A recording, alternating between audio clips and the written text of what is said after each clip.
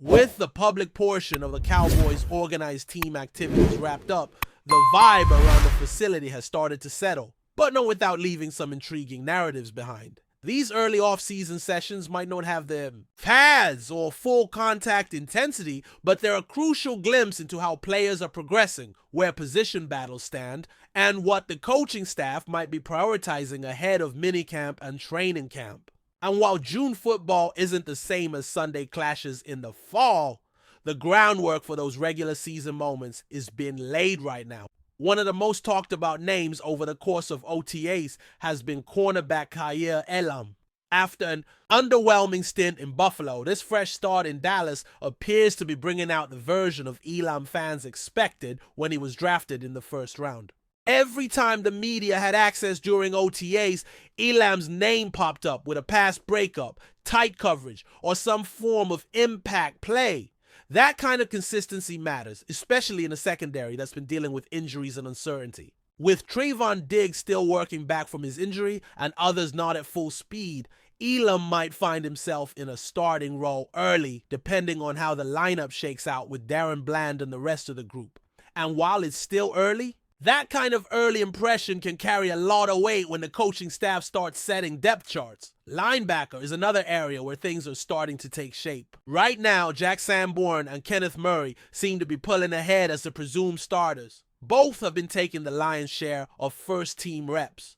And with the status of DeMarvion Overshown still up in the air as he continues recovering, it's clear the new defensive staff is putting trust in these two to lead the second level of the defense. Sanborn, a free agent addition from Chicago, brings a physical edge and football IQ that's hard to ignore. Murray, acquired via trade, might bring more athleticism and versatility, especially if he ends up wearing the green dot and serving as the on-field communicator. It's a new era at linebacker for Dallas, and so far, these two are seizing their opportunity. On the offensive side, things look steady around Dak Prescott, and that in itself is newsworthy. Prescott was essentially a full participant throughout OTAs, moving freely and showing no lingering signs of past injuries. While he technically hasn't been cleared for contact yet, there's no contact in OTAs anyway, so it's more of a procedural formality than a concern.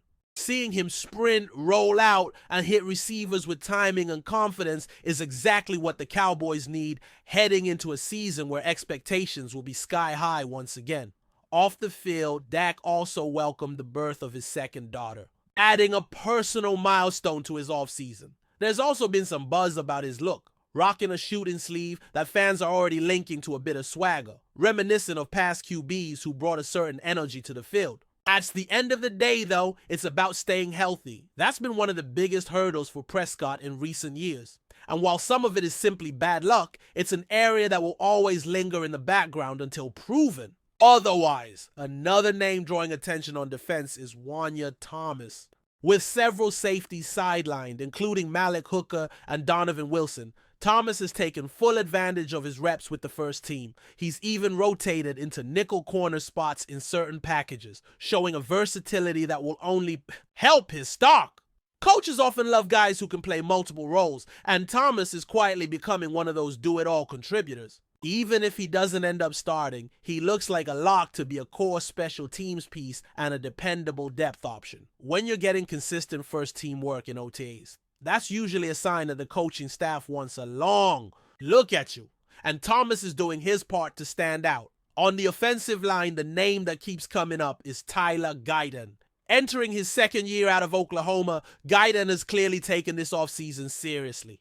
Offensive coordinator Brian Schottenheimer made a point to praise Guyton's work ethic, preparation, and performance throughout the spring. He's been described as one of the first guys in the building, hasn't missed a session, and acknowledged himself that last season didn't meet his own expectations. That kind of self-awareness and hunger to improve is exactly what you want to see from a young tackle being counted on to protect the quarterback's blindside. Last year, Guyton flashed at times but lacked consistency. If he can build on what he's shown this spring and carried into training camp and preseason, the Cowboys might have their left tackle position locked down for the foreseeable future. Over. In the backfield, Miles Sanders is one of the more intriguing stories to watch. It's been a couple of seasons since Sanders was the lead back in Philadelphia, and now he's trying to carve out a significant role in a crowded running back room. During the last 2 media-accessible OTA practice, Sanders consistently stood out. Yes, it's non-contact work, and yes, the conditions favor shiftier, quicker backs. But that doesn't diminish the fact that he's looking explosive and confident. He's taken plenty of snaps with the first team. And while nothing is settled yet, he's clearly doing what he needs to do to make a case for a big role. Behind him, names like Jaden Blue and Javonte are also rotating in. But if Sanders continues at this pace, he might remind everyone that he's still got plenty left in the tank. One of the quieter yet still significant offseason stories involves fullback Hunter Luepke.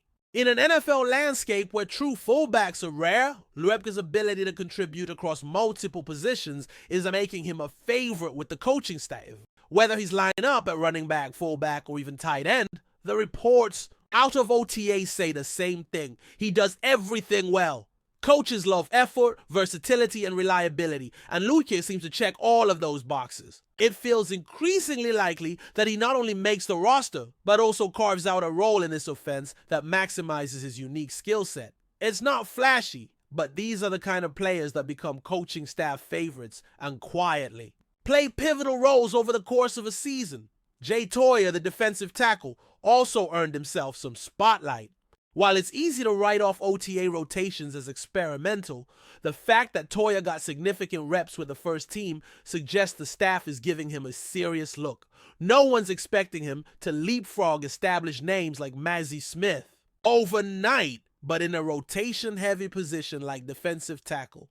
Being among the first guys rotated in can tell you a lot about how the coaches view a player's readiness. Toia could be positioning himself ahead of other depth options. And in a league where trench play makes or breaks games, every step forward counts. On the right side of the offensive line, Tyler Booker is getting the kind of reps that suggest the Cowboys aren't interested in wasting time. The coaching staff has largely abandoned the earn it slowly approach and is giving Booker most of the first team action at right guard.